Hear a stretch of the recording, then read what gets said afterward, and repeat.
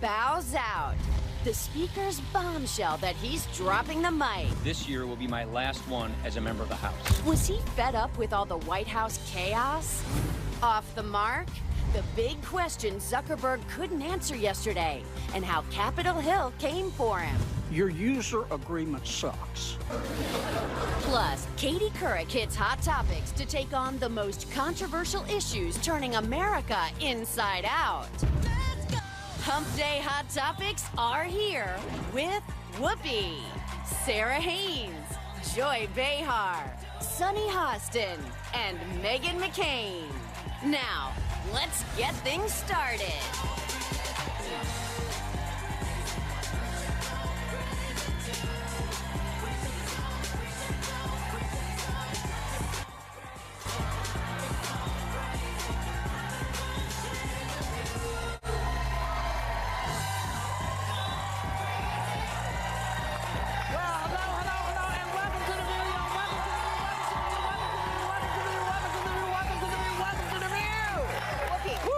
Before you start, Yes? you gave me a hard time about my shoes yesterday. Yes. Let's talk about those shoes. What are you wearing?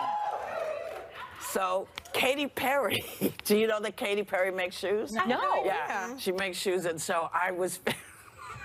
I ordered a whole bunch of them, which tells you they're affordable. But she had these, and I love them and feel them.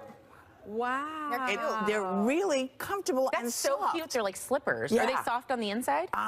They're a little soft on the inside, not as soft as I am, but they're but they're good. But they have big paw feet. I felt paw-footed today. You look a little paw-footed. Yeah. I am Bigfoot today. So, speaking of Bigfoot, the revolving door in D.C. just took another swing right before we came on air. Speaker of the House, Paul Ryan, made this announcement. Take a look. That's why today I am announcing that this year will be my last one as a member of the House. To be clear, I am not resigning.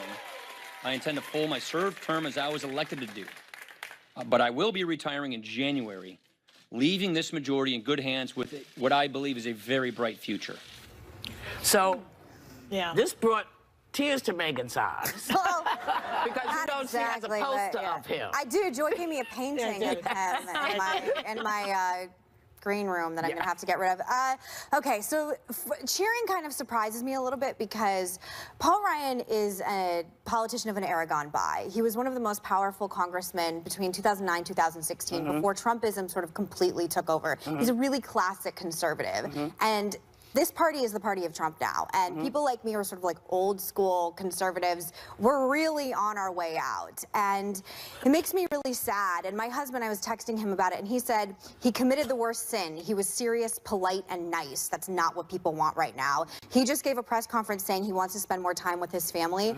I believe him to a point. I also think he doesn't want to deal with this anymore. He doesn't want to go home to his constituents in Wisconsin and try and explain some of the tweeting, some of the more incendiary things that President Trump is doing right now. And we're having Trey Gowdy on tomorrow. This is the bloodletting of classic conservatives. And the people that are cheering, do you know what comes in its place? Trumpism. And I assume if you don't like Paul Ryan, you probably hate Trump more. So maybe don't cheer when people like Paul Ryan and Mitt Romney and Trey Gowdy and people like Ben Sass, who are, thank God, still in office or maybe on their way out, because I assure you what's in its place you will like a lot less. Isn't he afraid that he's going to lose in November? Isn't that the real bottom line? I don't think that's it, actually. Does he have, do you think I know he said he is a family guy, so I know he could mean that part, but is there a strategy here, too? Because it seems so random on a Wednesday that you just, this pops up in the news. It's about fundraising because people who are donating want to know who's going to be in leadership positions, and it will either be Stephen Scalise or Kevin McCarthy, and I think people want to know what the future holds, but I'm really depressed about it, but, you know, I guess a lot of people you still have Mitch McConnell, who doesn't look as good in a Speedo, I'll grant you that. But you still have Mitch McConnell over there. What I don't understand is why leave if you are so I don't know, against what the Republican Party is starting to stand for, then stand for something. Then stand up against the Trumpism that's going on. Maybe he will. But they always seem to do it on their way out. Right. You know, so why not take a stand? I mean, that's what politics I thought was supposed to be about. You're not wrong about that, though, Sonny. Sonny's not wrong. But he could have done it like last week even, before he announced. Within conservative circles, though, conservative media has really gone after Paul Ryan, because anytime you say anything against President Trump, I mean, just buckle up, because they're going to sort of crucify you all night long. And I don't think he wanted to put up with it anymore. I get it. Any moderate on either party, the era is gone. It doesn't exist. This guy Kevin McCarthy, you say? Well, sing it into the rafters, Sonny. Take your party back. I don't understand. Populism has taken over. This isn't. I don't even completely blame Paul Ryan, but I agree with you. I think you and I are both fighters in our very nature. But this isn't. He's the symptom of the larger disease, as far as this guy Kevin McCarthy, by the way, in 2016, he said during a private conversation he might be taking over with fellow GOP leaders that he thought Trump was being paid off by Vladimir Putin. How's that going to work with Trump? But now Trump calls him my Kevin. They're actually very close, but I think Steve actually is a better. That's the thing that kind of freaks me out. Right? Yeah. Suddenly, it's like, oh, he's the scum of the earth. He's the worst thing ever heard. Hello. Yeah. Hello. Is it me you're looking for? It's extraordinary.